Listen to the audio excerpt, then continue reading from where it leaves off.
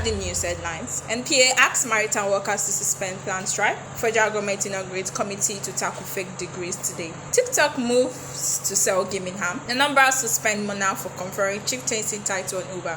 Now the news in details. The managing director of Nigerian Port Authority, Mohammed Bello Koko, has urged the Maritime Workers Union of Nigeria to suspend its planned strike. Bello Koko, while disclosing this in a statement on Monday, said that the NPA has successfully brokered peace between the union and operators in the oil and gas industry over non-compliance with stevedoring regulation. The MWN had last week threatened to shut the nation's seaport, jetties and oil and gas platform on Tuesday over what he described as the continued refusal of the international oil companies and stevedoring contractors to comply with the stevedoring extant laws, lack of access to work location, lack of remittance of 3% MWN levy by stevedores.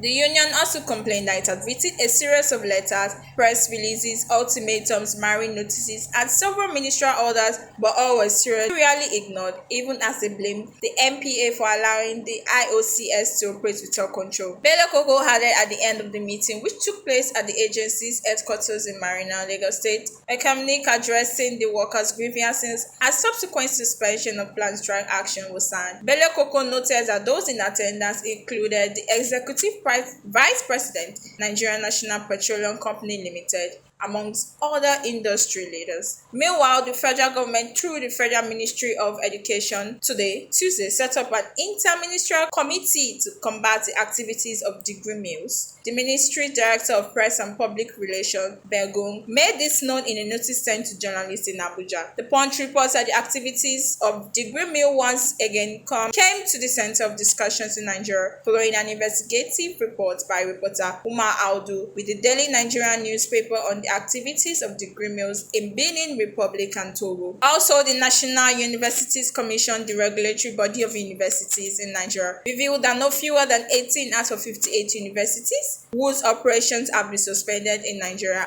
are foreign-owned. In other news, TikTok owner ByteDance is in talks with buyers, including Chinese tech giant Tencent, to sell its gaming arm, a company spokesperson said Tuesday, as it seeks to shed once promising assets in the highly competitive sector. The discussions would see the firm sell Novus, a video game publisher that is a subsidiary of Beijing-based ByteDance. Novus was once viewed by the firm as a vital component in its bid to catch up with Tencent, a leader in the global gaming industry and one of China's largest major conglomerates. Effort to reach a deal are still ongoing. This development comes after ByteDance made sweeping reduction to its gaming division last November, including a round of layoffs cutting hundreds of jobs. The move marked a retreat from the competitive sector worth $42.2 billion last year, according to official figures after Novus failed to achieve the commercial success. ByteDance, at the time of its launch in 2019, China is the world's largest gaming market, and Tencent is a global leader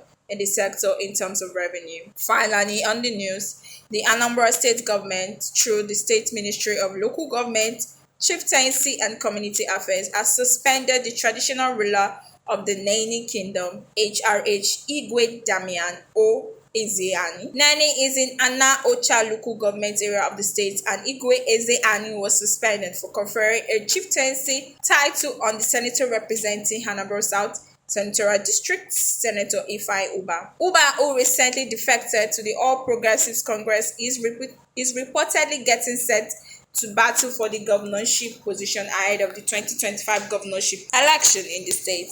The suspension of the monarch was conveyed in a letter titled Notice of Suspension of Your Recognition as the Traditional Ruler of Nene, which was signed by the Commissioner for Local Government, Chieftaincy and Community Affairs, Mr. Tony Collins Wambuwane, and dated January 8, 2024, with reference number MLGCCA HC 2022 T02501-103. It was also copied to the Commissioner of Police in Anambra and Director, Department of State Services, Anambra State, and made available to journalists on Monday. It read, the Code of Conduct for Traditional Rulers in Anambra, issued by the traditional rulers, provides that no traditional ruler can confer chieftaincy title on anyone from outside his domain without obtaining the permission of the traditional ruler of the recipient's community. Furthermore, in the interest of security, order and good governance of the state government has equally, in addition to the code of conduct, issued a directive through this ministry to the effect that no such chieftaincy titleship conferred by a traditional ruler on a recipient outside its town or community without obtaining clearance from the ministry. That is it on the news. Follow us for more updates.